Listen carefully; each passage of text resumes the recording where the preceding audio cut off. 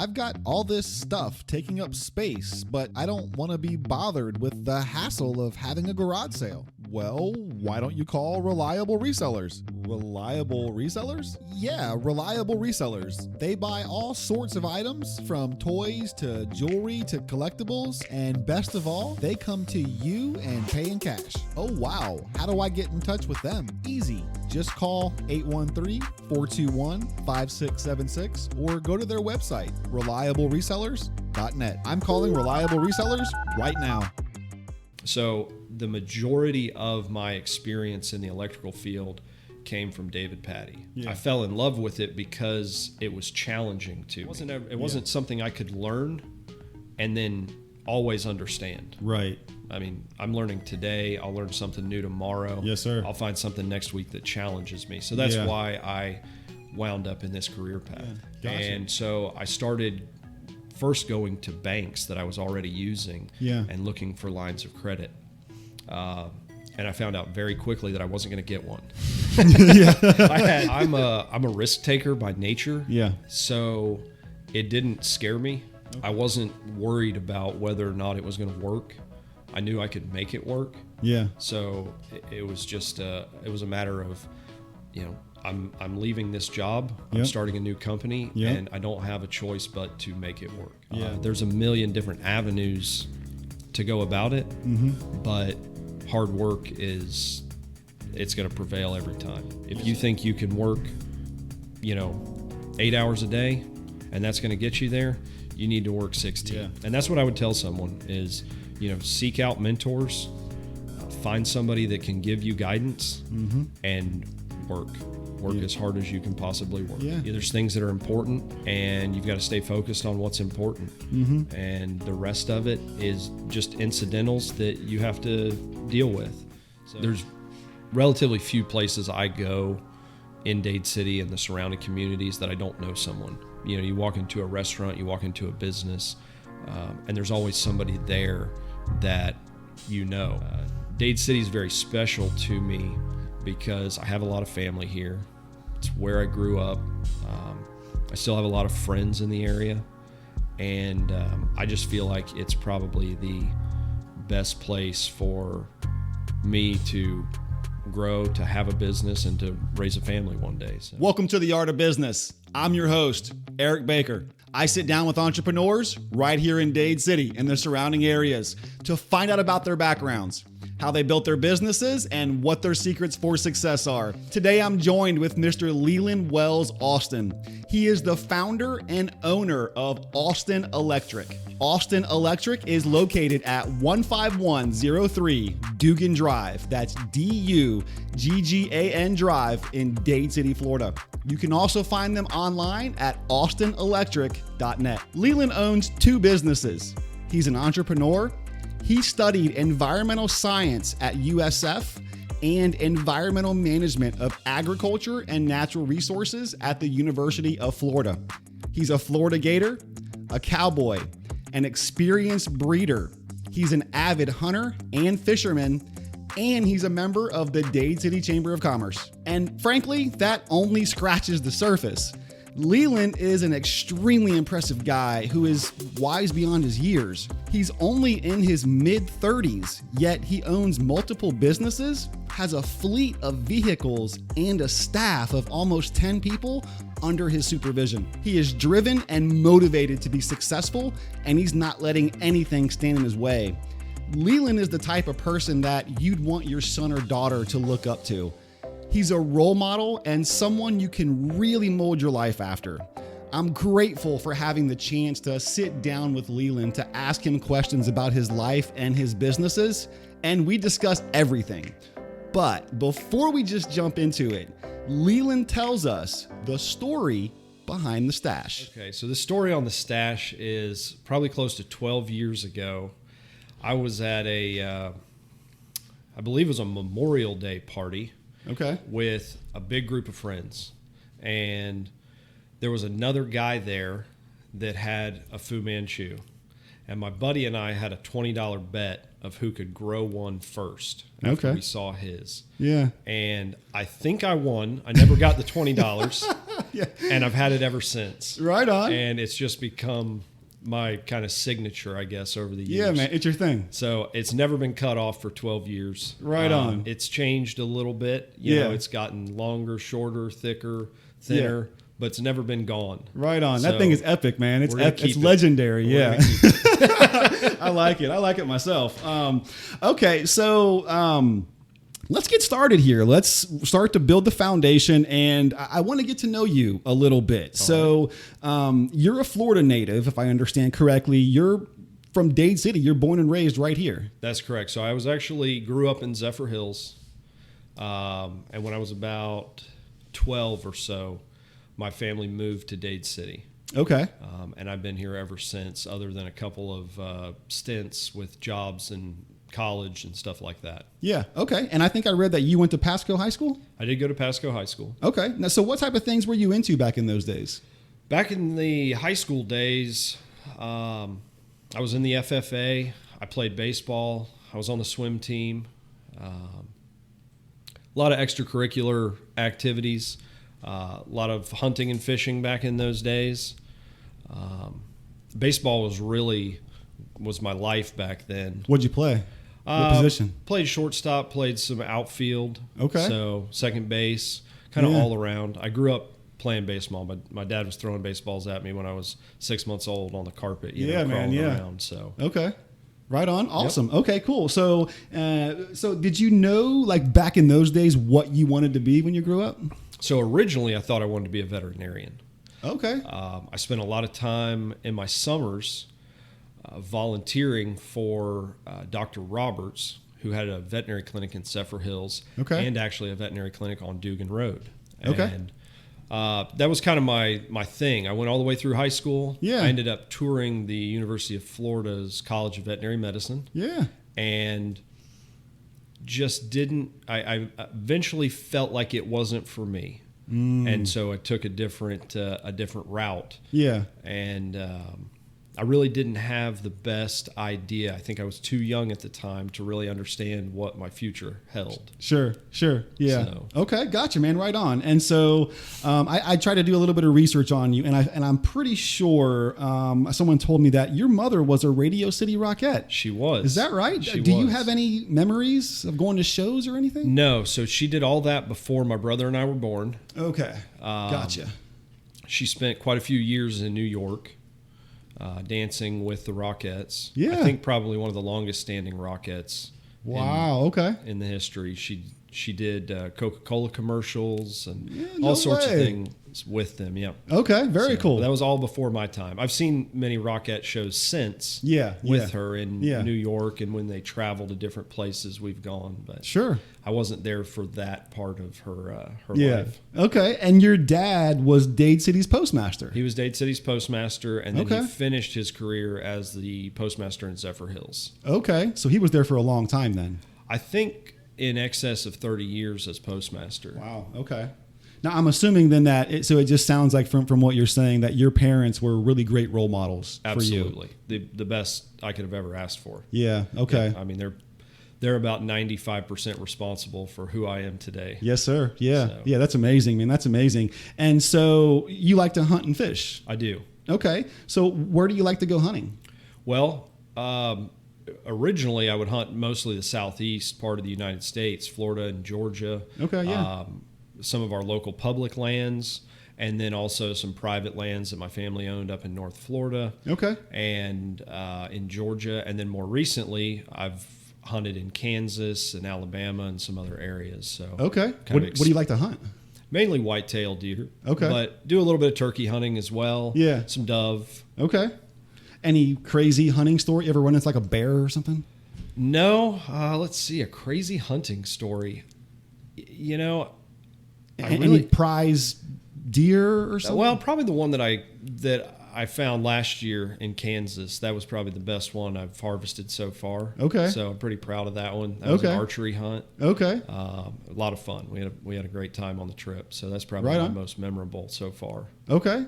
And so what about the fishing? Are there any you own your own boat, I believe, yes. right? I see on your Facebook. Okay. Where do you like to go fishing?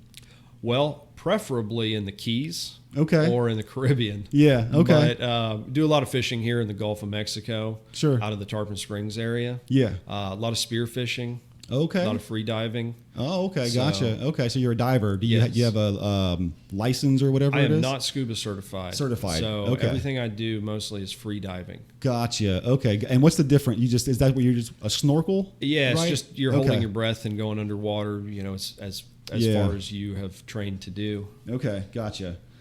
All right, fantastic. And so now I believe that you graduated back in 2011 from USF there in Tampa, where you studied environmental science. That's correct. And so the motivation for environmental science, I said, so you wanted to be a veterinarian? Originally, I wanted to be a veterinarian. Right. And then as I kind of grew, I really got into the outdoors a lot.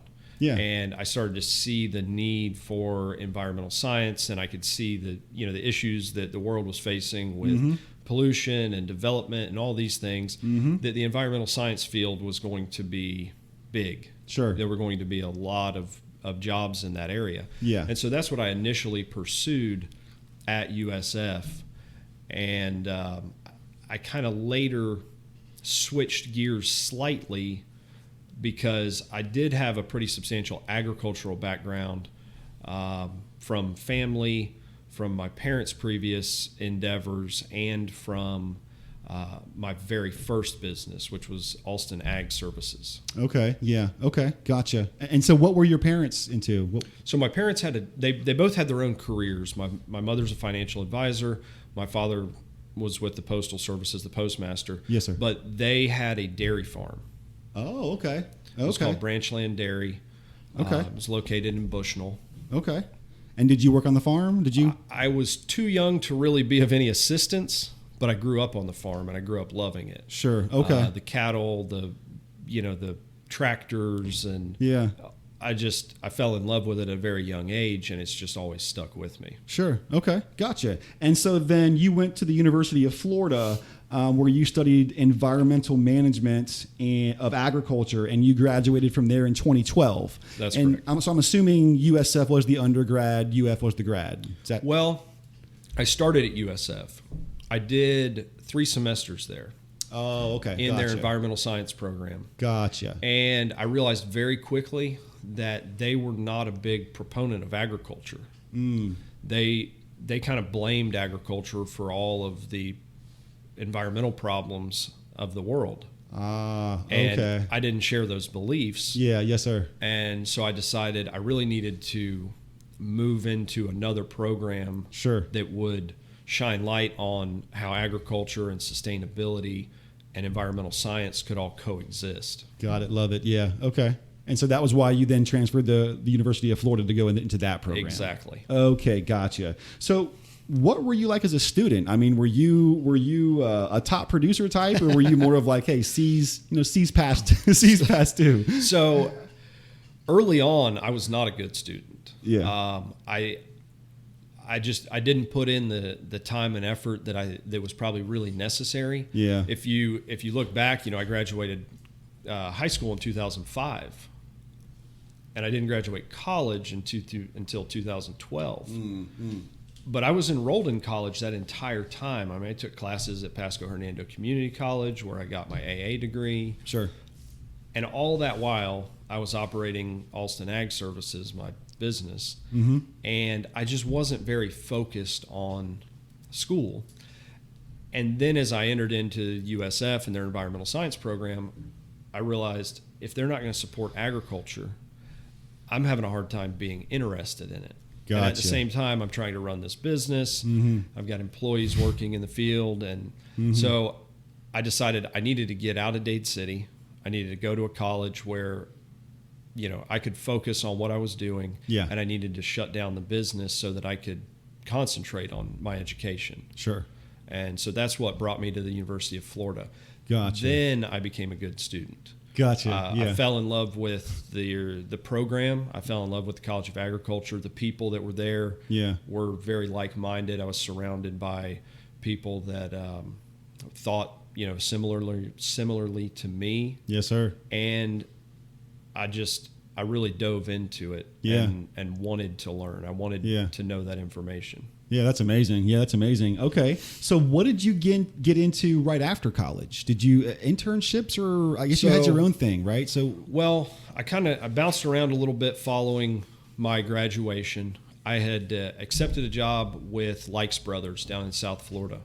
So Likes is one of the largest ranches in the state of Florida. Okay. I think they were running about 26,000 head of beef cattle on 325,000 acres. Okay. When I went to work for them. Is that a lot? I'm sorry, I don't know. It's substantial for ranches, and it's very substantial for a ranch in Florida. Okay. Size wise, and they're very diversified. I mean, they have timber, they have sod, they have many other agricultural endeavors on that property. But I went to work in their cattle business. Okay. And I just went to work for them as a cowboy, which I had grown up doing. I loved it, but I had the intent of possibly moving into their environmental division because they actually employ their own environmental scientists because they have such a large piece of property. Sure. Okay, gotcha. Okay, awesome. Okay, and so what is an average ranch size? If they're on the larger size, what sort of an average?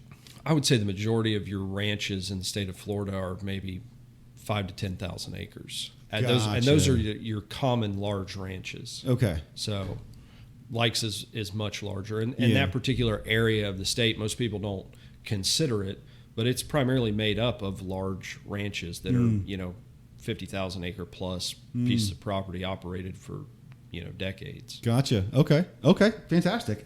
All right. Now, this portion of the show is sponsored by Reliable Resellers. Reliable Resellers provides a hassle-free and profitable way to downsize your life. If you want to remove the clutter and you're thinking of downsizing, call the pros at Reliable Resellers, 813-421-5676, or visit them online at reliableresellers.net. All right, now let's focus now on Alston Electric. So you're the founder and owner, and you're a partner at the Angus Cattle Company. That's correct. So we'll start here by talking about Alston Electric. So you started that company back in late 2019, and then I believe that you got certified as an electrical contractor in really early January of 2020. Yes, I did. Yep. So I started the business. Part of the state's requirements was you essentially have to have the business built before you can receive your certification, before you can receive the licensing. Interesting. Okay. So you have to have everything in place. You have to have all your accounting. You have to have your LLC established, your tax ID, workers' comp, the whole nine. You have to have it all ready to roll when you show up for the board hearing and submit your application. Okay. And so you're certified, and so I'm assuming that your certification helps you to understand all of that stuff. Well, I actually hired a firm out of South Florida to put together my application. Okay. It was extremely lengthy, the documentation that was necessary, all the prerequisites. Yeah. I looked at it the first time and I thought, there's got to be somebody out here that can help with this because yes, sir. I did not know what direction to go with it. Yeah. Okay. And so now your education is in environmental sciences and natural resources and such. So I'm curious, what sent you down this path? So what happened was I was working for Likes Brothers, and I accepted a job with a manufacturing company in Southwest Michigan. Okay. And I went to work for them as really in just a kind of a wild card position. They were in the process of a very large expansion into a new 300,000 square foot facility, and they had hundreds of projects that needed to be tackled. Just the total infrastructure build for the facility so that they could start running their business out of it. And in doing so, 50% or better of those projects were electrical projects. Okay. I knew nothing about electricity at the time, but I had the opportunity to work with some people that were very skilled electricians and learn the trade as I kind of went. So I was with them for 2 years. Wow. Okay. And the experience was invaluable that I received, but I was in Southwest Michigan and I was born and raised in Florida. Yeah. And I was cold in the summer times. Yeah. I wanted nothing more to get back to Dade City. Sure. So I finished out the infrastructure project and then resigned from that position. I took a job with Patty Electric and Refrigeration in Zephyr Hills. Okay. Very long time established electrical and refrigeration business. Yeah. And I moved back from Michigan and went to work for them. Okay. And over the course of the first 3 or so years of my 7 that I was there, I did a lot of air conditioning work. I learned a lot of electrical work, and I eventually worked my way up to their project management position over their electrical division. Okay. And then I spent the last 3.5 years of my time there working as their project manager for their electrical division. Okay. So the majority of my experience in the electrical field came from David Patty. Yeah, gotcha. Yeah, I mean, he's by far the most influential person in my career path. Okay. I fell in love with it because it was challenging to me. Yeah. And it's very diversified, and it changes constantly. The updates and the technology and the codes. Mm-hmm. And so it wasn't something I could learn and then always understand. Right. I mean, I'm learning today. I'll learn something new tomorrow. Yes, sir. I'll find something next week that challenges me. So that's why I wound up in this career path. Gotcha. Okay, I love it, man. And so it sounds like that you do know someone in the industry that you can kind of lean on for advice and to sort of, so you can call Patty and ask Electric and ask questions. Say, hey, I'm kind of stuck. How do I do this, or something like that? So I feel confident in myself at this point where I rarely have to call him for advice on how to fix something. But I will say that he's been in the trade for, I think, over 50 years at this point. Yeah. And if I can't find a part, or I don't know what a part is, or I'm working on something that's built long before my time, I can call David and I can explain something to him over the phone. Yeah. And he knows exactly what it is. That's awesome. Yeah, that's awesome. So now, according to BuildZoom.com, Alston Electric has a score of 103, which translates to one of the top 10% of electrical contractors in the entire state of Florida. They place you above almost 200,000 other contractors. So, man, in 2 years, you're doing something right. So what type of electrical contracting do you guys do? Is it outside, inside, integrated building systems? So we kind of fill a niche market in this area. Okay. We do a lot of service work. Okay. And we do a lot of remodel work. Okay. We don't do a lot of new construction for residential, for these developments that we see going in around us. We don't do any track home electrical work. Okay. And we don't do large commercial construction projects either. We're a small family-based contractor. Yeah. We service, I would say, respectively, about a 30-mile radius from Dade City, and that includes residential, commercial, and industrial. Okay, so all three. All three. Okay. And then we also do probably 60% or better of our work kind of in the remodel field. Okay. So where people are updating their kitchens, or they're rewiring, 100-year-old homes, or a commercial business is adding on, or adding new equipment. Yeah. That's really the field that we specialize in. Okay, gotcha. Is there anything you're working on right now? Any big projects coming down the pipe, or something happening right now? We do. We do have some big projects. We're working on some large commercial pool projects down in the Apollo Beach area, relighting their pool wet deck areas, as they call them, so that the community can have these large pools open for night swimming. Mm-hmm. We also have the Easy Clean car wash in Zephyr Hills. Okay. Is going through a large scale remodel. Wow. So we're providing all their electrical work at this time. Okay. We also provide all of the electrical work for Florida Cracker Kitchen. Okay. Brooksville, gotcha. Dade City, even their locations in Homosassa and Weeki Wachee. Do you have like a fleet of vans and trucks? We do. Oh, Yep. wow. Okay. We do have a fleet of vehicles, everything from vans to pickup trucks to Yeah. utility body trucks, Wow. equipment trailers, cargo trailers. How large is your team? Right now we have, I believe, 9 or 10 people on the payroll. Wow. So we're not Okay. very large. Well, still, I mean, that's not super small. It's not super small. We're definitely growing and looking for Yeah. employees every day. Sure. So- Yes, sir. Okay, man, that's fantastic. And so you touched on this a little bit earlier, but how did you learn? So did the people that you brought in to help initially, did they help you with like how to get clients and finding employees and all the taxes and accounting stuff? Did they help you with that, or did you just kind of learn a lot on your own through trial and error? So it's probably a combination of a few things.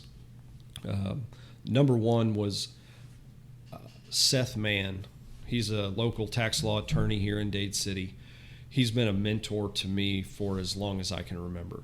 He was the one that helped me establish my very first business, Alston Electric. Okay. He's provided pretty much all of the business guidance that I've ever really needed Yeah. along the way. Anytime I had more of an administrative question to do with the business, I call Seth. Gotcha. And, all the way back from the Alston Ag Service days. He also established Alston Electric for me. Okay. So that was a big factor. The other factor is I do appreciate struggling through something on my own to Yeah. learn Yeah. what I need to do and how I need to do it again and repeat it in the future. So it's a combination of those two things really that has taught me how I need to operate on an administrative side, Yes, sir. handle taxes, handle payroll, insurance, and Yeah. Okay. Yeah, So- man. Okay.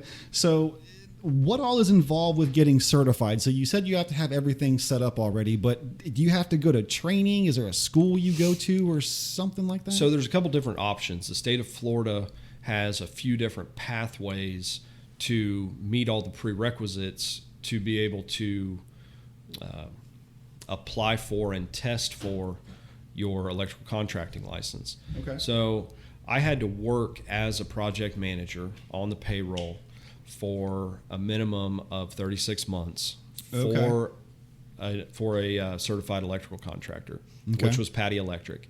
And then part of my application was that Patty Electric had to sign off on all of my experience and all the things that I had done for them over the years to prove to the state that Sure.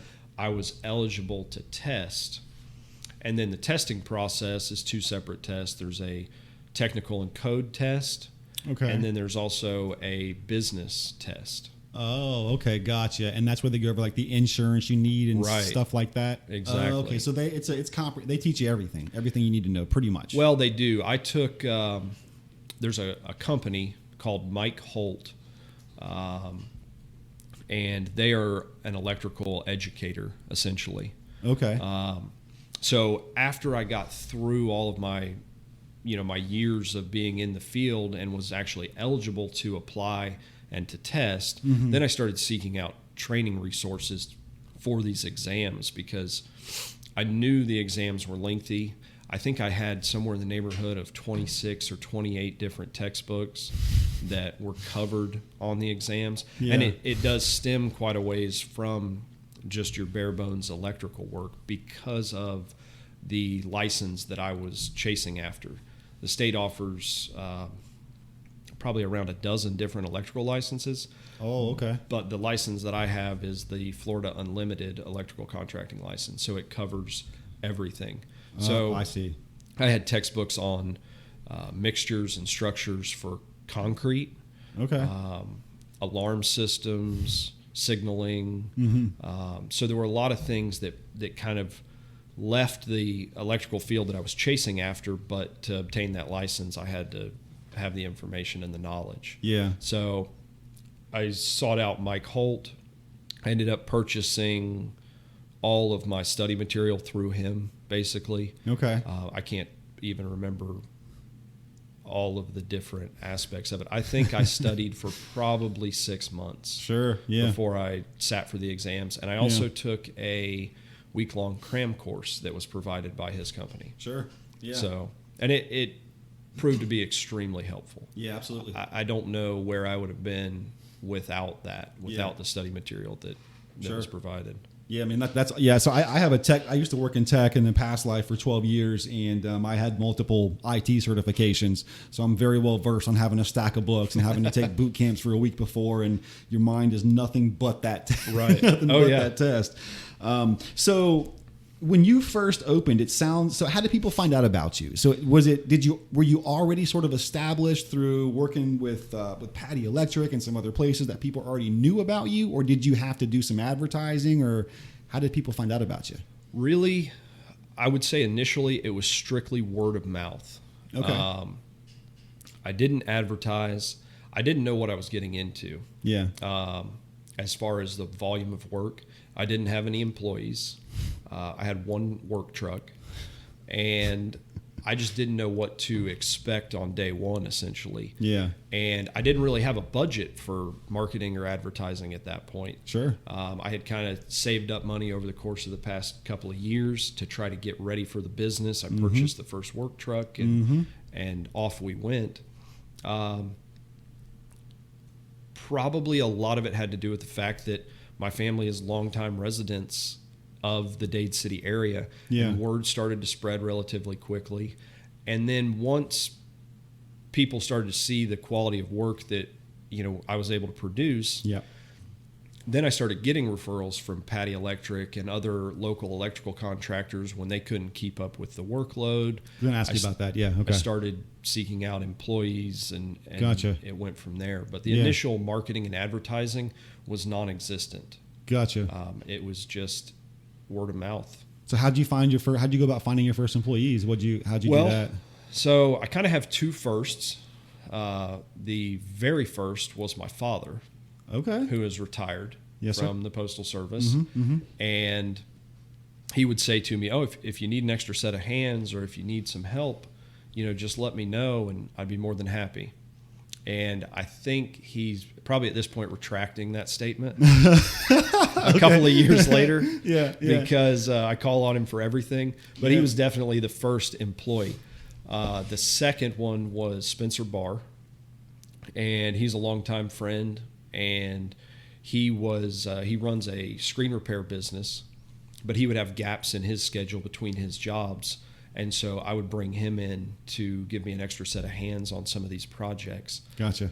So those were really the first two that I brought on board, and I didn't have to look very far for them. Yeah, right on. Awesome. Okay. And then so the subsequent employees, like, are you finding them like just online, or just like from people that you know, or something like that? So I will say this: the subsequent employees from my father and Spencer, one of them I had pursued for many years while I was at Patty Electric, to try to bring him on board for Patty Electric, and I was never able to achieve that.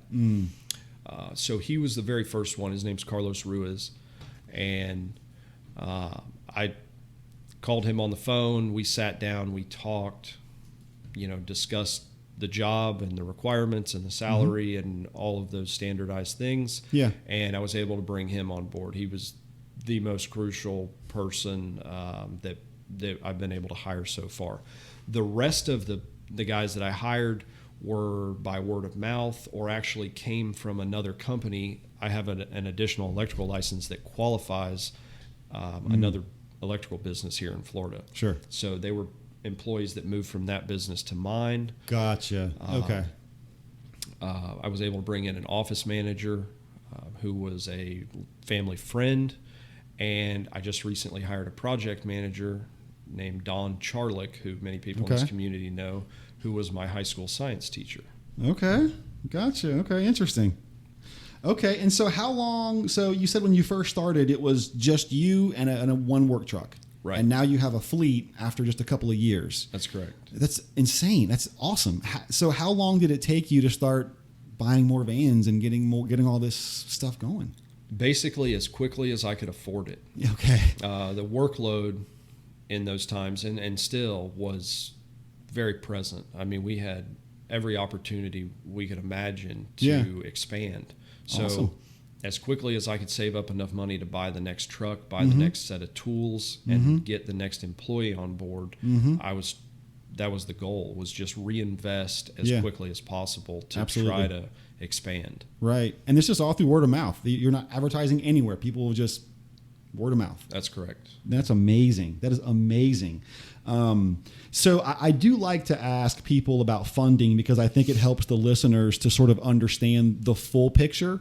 So when you first started back in the beginning, like, how did you go about funding this thing? Like, did you take out loans, like credit cards, or like how did you go about doing it? So initially, I knew I was going to need some form of, lines of credit to be able to operate. I mean, electrical materials are extremely expensive. Sure. The overhead and operating costs are extremely expensive. Yeah. And so I started first going to banks that I was already using and looking for lines of credit. And I found out very quickly that I wasn't going to get one. I had, they had no faith in me. I had no business history. Sure. Yeah. And so within a matter of months of hunting down, an operating line of credit, I learned that it was all going to be done on cash. We were just going to do what we could do. Sure. I was able to apply, obviously, for some business credit cards that had basically monthly spending limits that were nearly useless to me.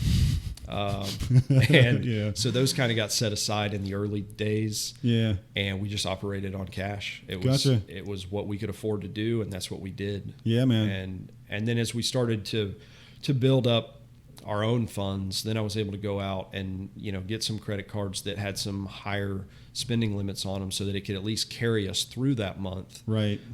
For fuel and materials and things of that nature. And vehicle repairs was one that I didn't foresee initially. Yeah. But to this day, I still have not found any kind of funding that I was happy with as far as the terms. Yeah. So we just operate on what we have the ability to do. Yeah, I get it, man. And so I think you said a minute ago that you had saved up some money for a few years before doing it. So I guess that's kind of where the cash came from. Is you saved up, you bit the bullet, you saved, and then you had some cash to do this. I did, and it wasn't much. I mean, I literally started this business with $20,000. Wow. Okay. So 2019. Yeah. And the beginning of 2020, when I sat down for the licensing board hearing, I had to, part of my application was I had to prove that I had $20,000 in an account, and was ready to start the business. Sure. And that's all I had. Yeah. So were you confident it was going to work, or were you just kind of rolling the dice and saying, "Man, I hope this works"? I'm a risk taker by nature. Yeah. So it didn't scare me. Okay. I wasn't worried about whether or not it was going to work. I knew I could make it work. Yeah. So it was just it was a matter of, I'm leaving this job. I'm starting a new company, and I don't have a choice but to make it work. Yeah. God, I love it, man. I love that mindset. Okay, so we'll transition a little bit here and start talking about Angus Cattle Company for a little bit. So I pulled this directly from the Facebook page. Central Florida registered Angus producer focused on high quality genetics, top tier beef production, and long-term environmental management of Florida's ranch lands. Now, I was hoping that you could expand on that a little bit more and talk about the Angus Cattle Company a little bit, your involvement and so forth. Okay, absolutely. So I'll take you back a little bit further. We obviously know about my parents' dairy farm. Mm-hmm. After I graduated high school, I started my own small cattle business, and I named it after my parents' dairy, and it was called Branchland Cattle. And I would run registered Brangus cows on leased property around the Dade City area. Okay. I gave that up when I moved to the University of Florida to go to school. Mm-hmm. And then obviously with my other jobs following that, I wasn't able to restart it. When I moved to Dugan Road, shortly thereafter, a family moved in next door, and that was Jeff and Laura Renner. And we became very good friends right off the bat. And I don't believe we had been friends for more than about 6 months. And Jeff came to me one day and he said that he had the opportunity to buy Angus Cattle Company. And he said, "Would you be willing to look at it he said, "You've got more experience in the cattle industry than I do, but I would love to have a partner." Sure. And I said, "Absolutely." So we saddled up horses and went out and rode through the herds and the properties, the lease, and within a matter of probably 2 months or less, Jeff and I both put up the money, and we purchased Angus Cattle Company, the LLC, the herd, took over the leased property, and went into business. Okay, So- gotcha. Awesome. Yep. So what all do you guys do there? So essentially, we are basically what it says on Facebook. We're a registered Angus producer. Yes, sir. We breed for specific genetics. Our target for this area, because we are a smaller cattle producer, is high quality beef. And we also sell animals for the local FFA and 4-H kids to show in the fairs. Oh, gotcha. Okay. So are you guys a wholesale operation? Can consumers buy directly from you? Like, how does that work? absolutely. So we sell animals kind of in two different ways. We sell to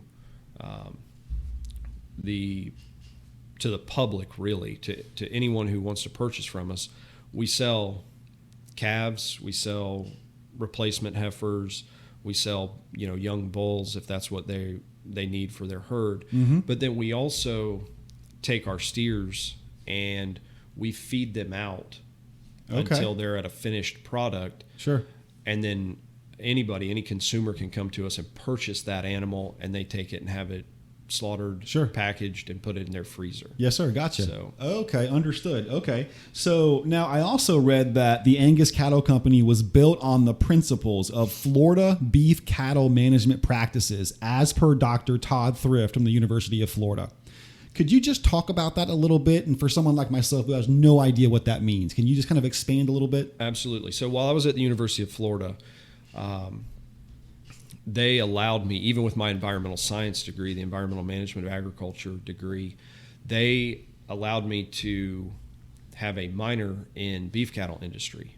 I also had a minor in soil and water science, but with all of the cattle related courses that I took, Dr. Todd Thrift was the professor for many of those, and his principles, the way he raises cattle, was very influential in what we do with Angus Cattle Company. I learned so much from him. In probably the most important was you don't take an animal out of its environment and move it to another. You raise animals that are capable of living in the environment that you have. Okay. So that was one of the things that we tried to focus on with Angus Cattle Company, because Angus cattle aren't necessarily the most productive breed in Florida.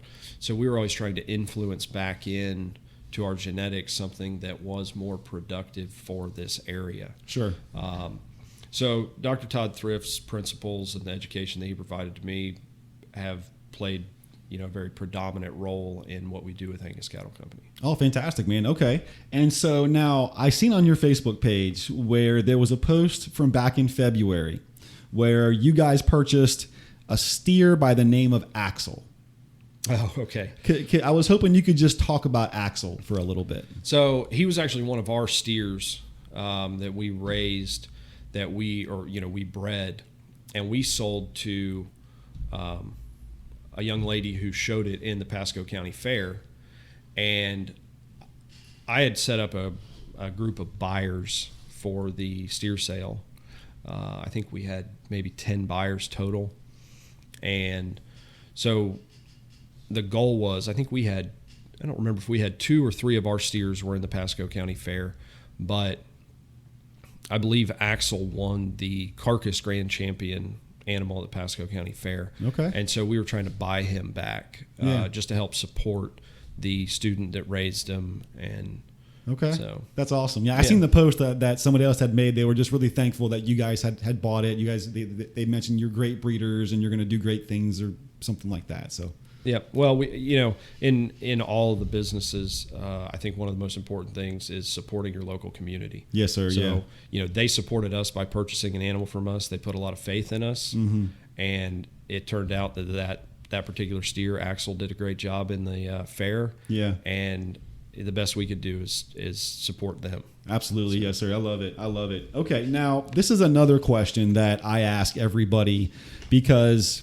I just want to hear you talk about it. I want to hear your reasons a little bit for it. And so, why Dade City? I mean, so I know you're from here, but you've left and you've come back and you're still here. Your businesses are here. So what is it about Dade City? What do you love the most about being here? The community, the people in the community. It's very tight knit. There's relatively few places I go in Dade City and the surrounding communities that I don't know someone. You know, you walk into a restaurant, you walk into a business, and there's always somebody there that you know. The networking for the purpose of business is very simple because everyone knows everyone. And, you know, in my particular field, we do have a lot of additional competition, which I think is great. We have, you know, many other electrical contractors in Dade City, but everybody still supports everybody else in this community. If one contractor can't get to the work, they refer it out to another, and everybody kind of works together. Dade City is very special to me because I have a lot of family here. It's where I grew up.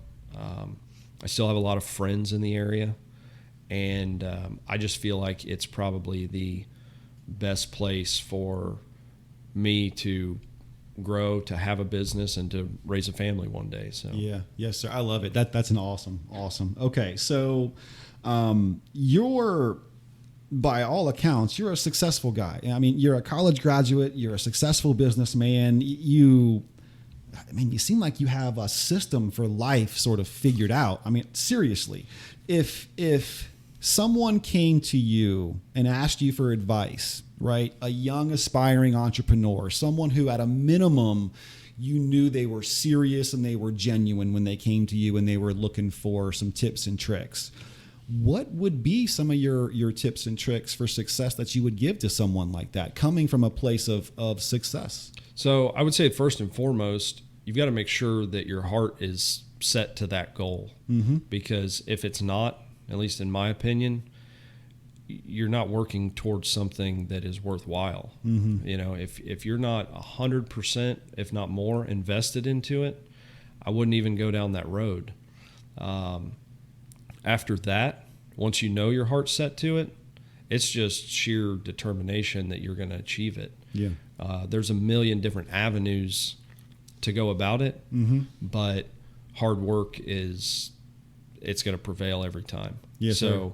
If you think you can work, 8 hours a day and that's going to get you there, you need to work 16.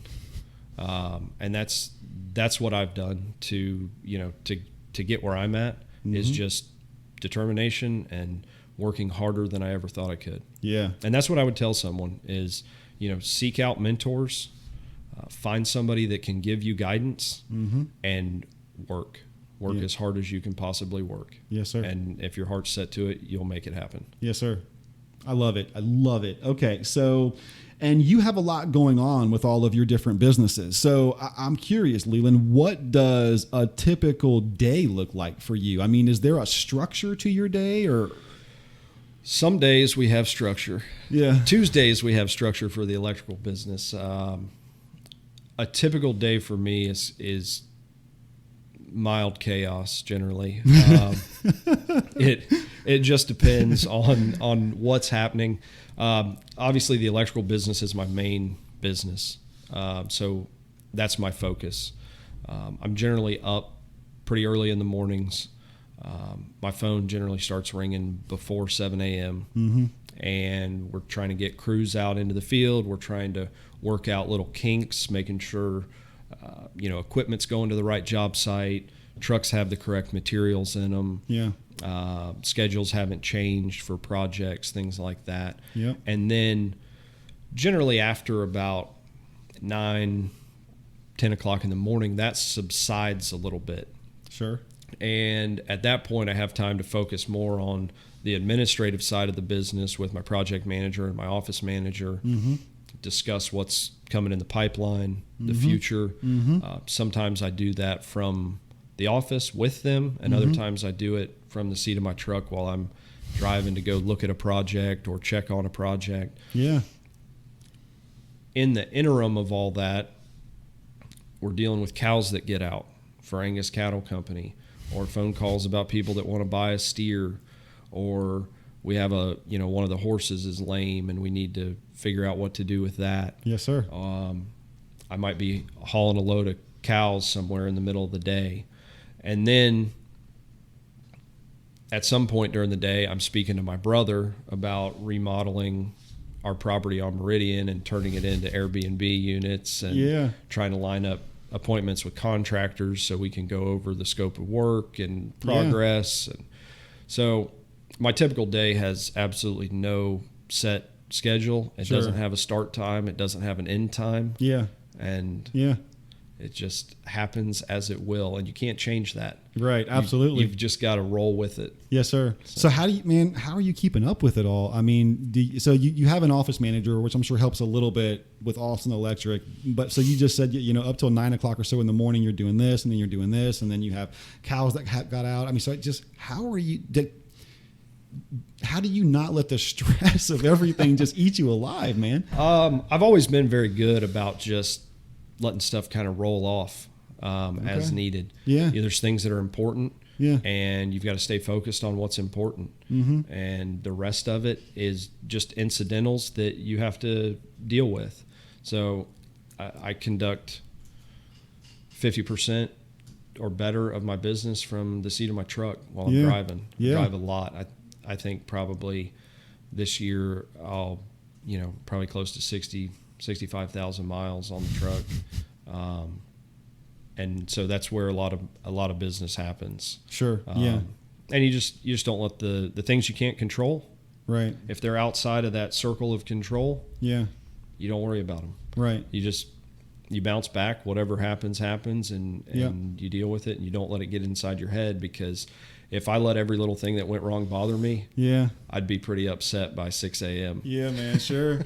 I mean, it's a lot easier said than done. It's a lot easier said than done. It's really impressive, man. Are there any books you're reading, or books on tape maybe you listen to, or podcast, or anything like that? Or? Not a lot. If I'm reading, it's generally for the purpose of learning something else in the electrical field. Sure. We've come across an issue with a piece of equipment that I've never seen before, or a customer's called us and asked us if we can tackle a specific job, and I'm trying to research, code requirements and specific building department requirements for their jurisdiction. Yeah. That's predominantly the reading that I do. Sure. If I'm not reading that, I'm reading something about agriculture or beef cattle. Yeah. Everything that, I don't read for, I guess, pleasure, I guess. I don't, I never pick up a fiction book or anything like that. Right. It's all just, my two main interests are electricity and agriculture. Right on, man. I love it. Okay. All right. So now we do have a few subscriber questions. I do want to give just a reminder. We always make an announcement post on our Facebook page, so don't forget to like and follow us over there. When we have a guest coming on, you can submit your questions to us via show@taobpodcast.com, or just leave a comment on the post and we'll make sure to ask your question on the podcast. So we have a two-part question here submitted by a Mr. Spencer Barr, who you talked about earlier, and he kind of already answered the first question, but we'll ask it again. So his first question of his two-part question: who was your first favorite employee at Alston Electric? Really think about it. So I will give the first favorite employee to Spencer Barr.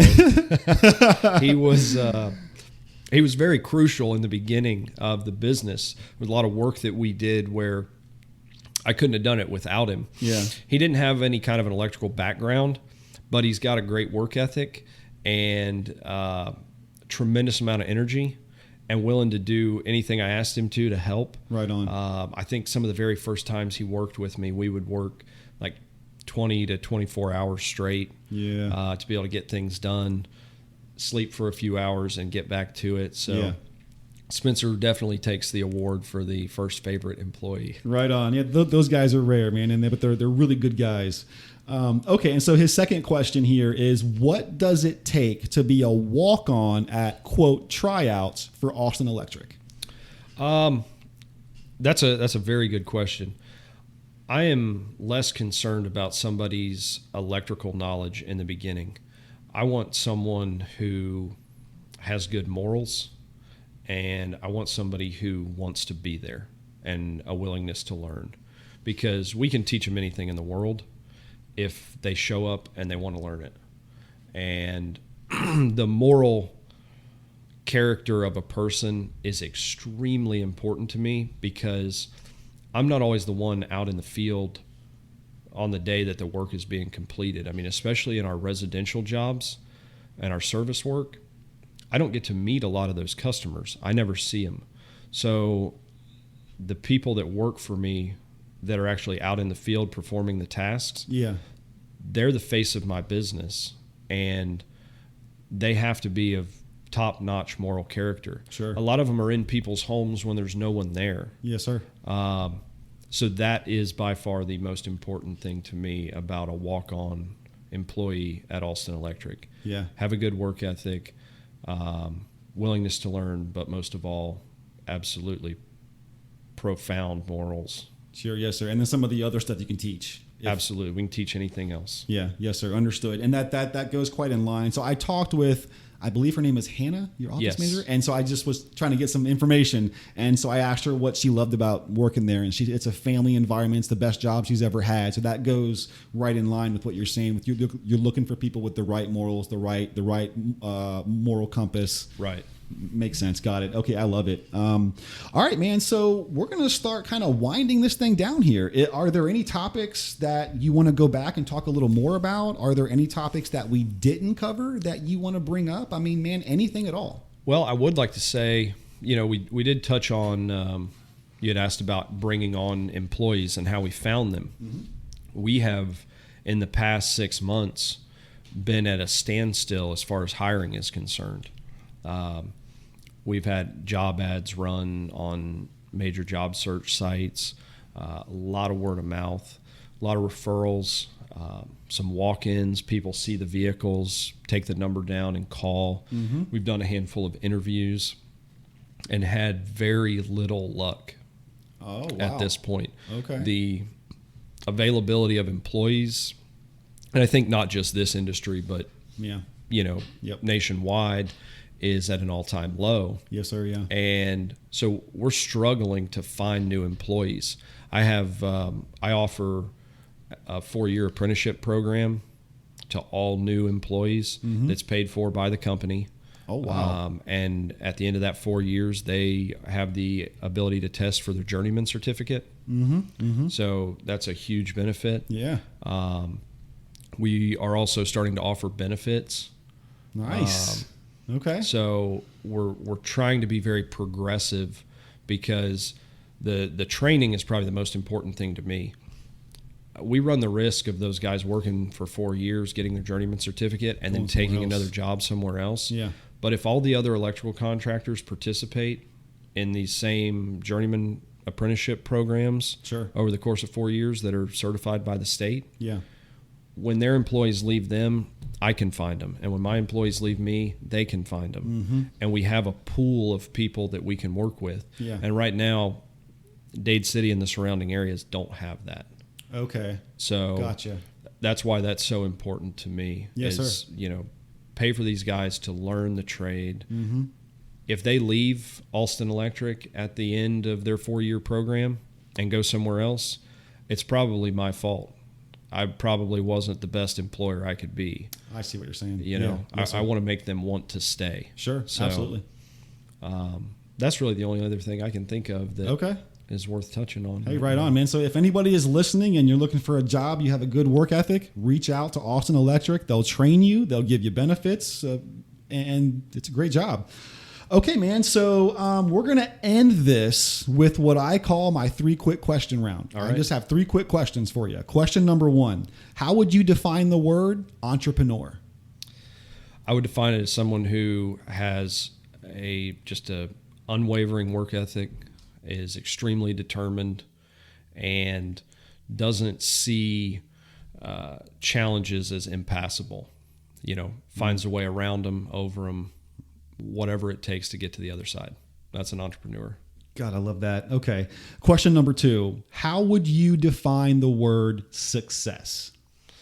Success to me is having a business that is well recognized in the community, and having every single employee that works for you happy at the end of every day that they were there, and happy to show up the next day.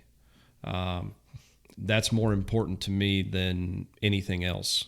They are the heartbeat of Alston Electric, and without them, it wouldn't persist. So the quality of their employment is probably the biggest driver of what I would call success. Yes, sir. Awesome. Fantastic. I love it. All right. And question number 3, when you think of the word successful, who comes to mind? Successful. That is a very good question. I would say probably a few people, probably the mentors that I mentioned. Yes, sir. I would go with Seth Mann because of his knowledge, David Patty because of his knowledge, and my parents, Jeff and Lois Alston, because of the morals that they instilled in me. Mm-hmm. And I think they were very successful in raising me. Yes, sir. Yeah, so, I love it, man. I love it. So, all right, Leland, man, how can people find you guys? So plug your websites, any social media stuff, any, specials or anything, just plug all your stuff. Yeah. So we've got a website, which, like I said, needs some work. So we're going to jump on that one day. We've got a Facebook page that we probably need to be a little more active on. We do have a little bit of advertising here and there around town, a couple of banners. We've got, obviously all of our equipment, trucks, trailers, has our information on it. The other electrical license that I have qualifies a business called Sky Solar Energy. They're located in Zephyr Hills, Florida, and they do statewide solar installations, as well as whole house battery systems and whole house standby generators. Okay. So great company for any of your solar generator or battery needs. Okay. Obviously Angus Cattle Company for all of your locally raised beef. Yes, sir. And then here in the future, Alston Holdings will be offering some Airbnbs on Meridian Avenue. Okay, man. So, Jesus. Okay, man, you are an impressive guy. So if someone is interested in applying for the apprentice program, phone number, how do they get in? So our office number is 352-458-1710. Okay. Facebook messages. Okay. We check those daily. Okay. Those are the two best ways to get in contact with us. Hannah would be the one replying. So perfect. Okay. That's how you get a job with us and get on the apprenticeship program. Right on. Okay, perfect, man. So Leland, thanks a lot. This has been great.